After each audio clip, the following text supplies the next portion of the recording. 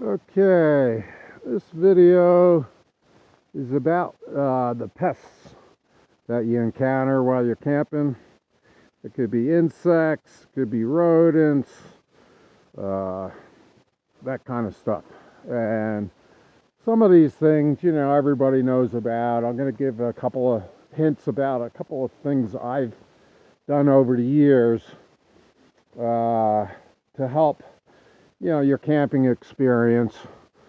Because pests are pests, you know, I mean, they're just a nuisance.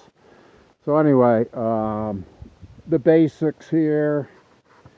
Obviously, inside the trailer, I have the fly swatter.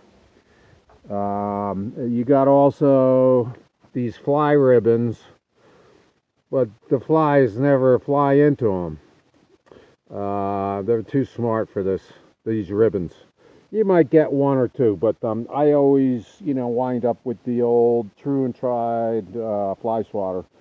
Now, I do use these inside for all the other types of flying insects. And what I do is I'm using 12-volt LED light bulbs, so they don't produce any heat. And I hang them inside using Velcro. I hang them from the ceiling. And then I pull out these ribbons and run it right straight down next to the light bulb. Okay, so the bugs, almost all types of bugs except for the flies, get attracted to the light, and they wind up sticking onto the ribbon that's right next to the bulb. I wouldn't recommend doing that with incandescent bulbs because they get too hot. The LEDs are okay. I use 12-volt LEDs like this. This is super bright.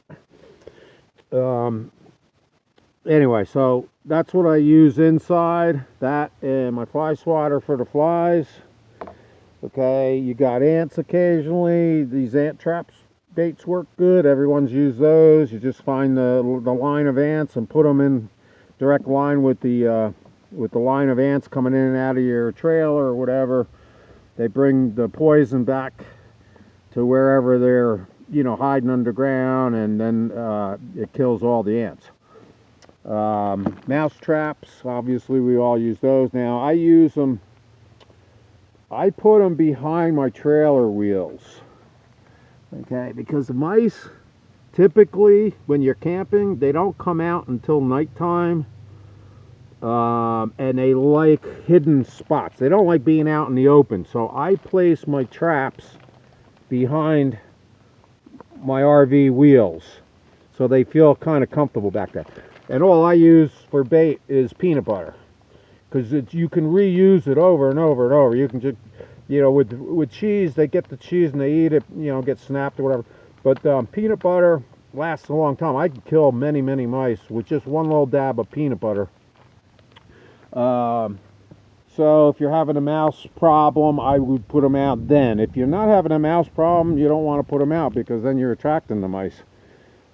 Same thing with your vehicle. I've seen people, they leave their hoods open, and you know, the mice, yeah, they don't like the sun, but I have found the mice don't even come out during the day. They come out at night. So I don't believe this is the best way to prevent mice from getting into your engine compartment, because they're coming out at night anyway, so it's going to be dark in there.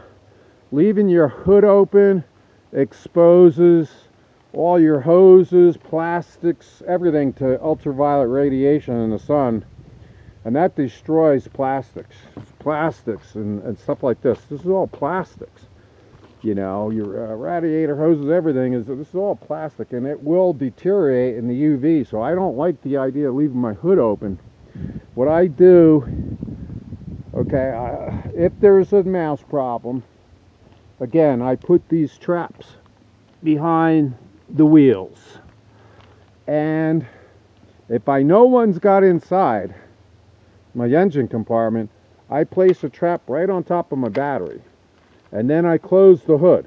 You know, I put the hood down, and within hours, if any mice are inside your engine compartment, they're gonna smell that peanut butter, and you're gonna kill them like real quick. And as a matter of fact, I had to do my spark plug wires a few months back, And I took this cover off, and there was a mouse, a nest in there. And I had seen them previously, so I put one of these on. 2 hours later, I opened up the hood, and he was dead. But I did find where he was hiding underneath this cover. That's one of their favorite spots. So if you've ever opened up your hood and you see a mouse, take this cover off. That's one of their hiding spots. And it's unbelievable. They'll be in there even while you're driving with the heat and everything. The only way I've ever got them is like with this. Or keep that closed and just put them around your tires, because most likely they're getting inside and up into the engine compartment by climbing up the inside of your tire to get up into the engine compartment. So anyway, that's that. Like I say, if you don't have a mouse problem, don't attract them. Don't put out food for them until you have a problem. The other thing about mice, okay, I've been out in the desert a lot, and if you see a lot of big holes, you know, good sized holes, it's probably rodents. You know, there are scorpions that make holes, and there are snakes also, but if you see a lot at sundown, just hang out one time near the holes, and you'll see it's mostly rodents that make those holes that you see out in the desert. In that case, I use poison pellets. Now I don't. You got to be real careful when you're using these little round green pellets. Okay, these smell. They say fish flavored. Well, what other animals like fish? And cats. So you do not ever want to put these pellets on top of the ground or anything else. The only time I use them is when I see holes and I get a tablespoon and I put a couple tablespoons of these pellets right down into the hole. And the holes are too small for cats to get into. You know, you definitely don't want to use these poison pellets on top of the ground. You could also make some type of a box contraption that's got a tiny hole in it where mice can get inside and those pellets are in there. You got to just be real careful with that, using that. Okay, the other pest are bees. And the drier it is, you know, the more of a drought you have, the bees become more and more of a pest. And they start smelling the water. I mean, they can smell it from a mile away. And like I always have my water jug right next to the trailer. And all of a sudden, it's like every time I open up my trailer door, bees get in. And then I have that problem, you know, bees inside. So my solution, and I've been doing it for many, many years, is you set up a water container away from your trailer or where you're camping. Okay, mine's way over there. And I'm going to show you a diagram. Well, I'll show you there's probably bees in there now because I'm in Arizona and there's been a drought. We're not getting much rain, and that's when the bees are really getting pesty. They're looking for water to bring back to the hive. Okay? And you can see there are bees in there. They're all drinking all day long, these bees. Now I put rocks in there so they don't drown. You know, bees are important. There's a reason for them. You know, they pollinate and they keep all the vegetation alive. They pollinate the different things, and then I put these rocks up too because crow come by, they drink out of here. The birds and the bees drink out of here. Fox will drink out of here. Squirrels, chipmunks, everything needs water.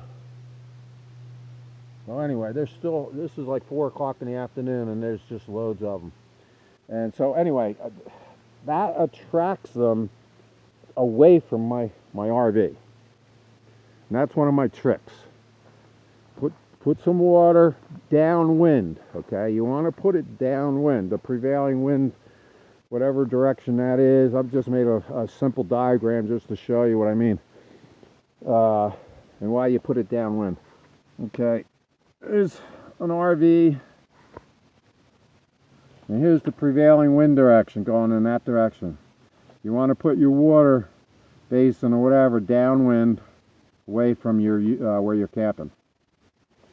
Okay, and the reason is, okay, as the water evaporates, you get all these water molecules, and the bees and almost everything, they have senses. I don't know if they're smelling the water or what, the water vapor. They smell it. So the bees will be coming in from downwind. They'll be smelling it and finding the source of water. They're not going to be smelling it upwind, up here. So you want the bees, you know, if there's any bees up here, they're not going to, you don't want them crossing your campsite, basically. Because then they could find your water jug and other things. Okay? You want to put it downwind. It's very important.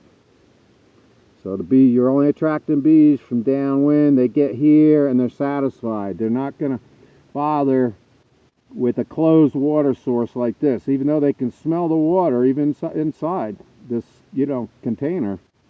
And I always leave my basin upside down. I never leave water in the basin. You can see right there. That's where I normally have my water jug. And I make sure it's always empty. I clean dishes, everything, any water that I discard away from the trailer, way out there. You don't want water near your trailer.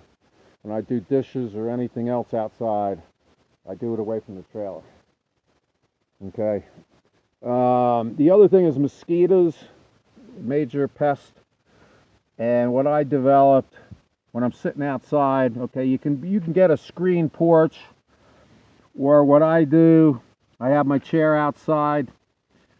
If you can find 2 trees, put a line across, a rope across, and then I get the garage door screens. The big screens that go across the garage door, like Harbor Freight has them for around 25 bucks. And I hang it in a pyramid shape around my chair. That's if the no-see-ums or the mosquitoes are really bad, and some place I've been, it's been terrible. You'd have to literally be inside one of these screens, either a screen porch or one of these, like I say, garage door screens. I just fasten corners, and then in the front is where I get in and out of it. I didn't draw a line here, but that'll protect you, obviously. I've been in places where hundreds of them will be landing on the outside of this. And you like to be outside and, camping. That's one method I use. Okay? So anyway, I'm out of time here. I know YouTube only allows 15 minutes, and I'm at about 13 minutes. So hopefully I included some tips that'll be helpful to you to avoiding the pesky pests out there. And this is Eagle Eric in Arizona, signing off.